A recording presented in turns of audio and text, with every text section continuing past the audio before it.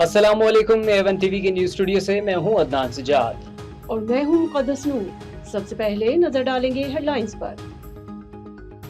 Iran से deal सिर्फ इस सूरत में होगी जब ईरान जौहरी हथियारों से दस्तबरदार हो जाए। मुज़ाकरात अब फोन पर हो रहे हैं। अमरीकी सदर डोनाल्ड ट्रंप की मीडिया से गुफ्तगू। कहा अबनाए हुर्मुज़ की नाकाबंदी का फैसला ईरान पर दबाव के लिए मौसर इक़दाम है। अमरीकी वेबसाइट के मुताबिक अमरीकी फौज ने ईरान के खिलाफ मुख्तसर और ताकतवर हमलों का मंसूबा तैयार कर लिया। फौजी क़यादत आज सदर ट्रंप को ब्रीफिंग देगी।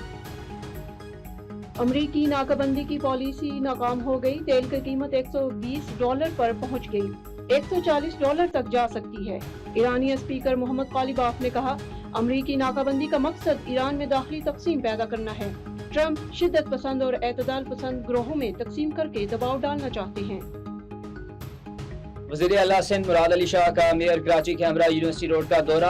BRT मंसूबे और दीगर तरक्याती कामों का जायजा। शहर के इंफ्रास्ट्रक्चर को जदीद तकाज़ों से हम आहंग करने की हिदायत। न्यूज़ स्टूडियो से फिल वक्त इतना ही।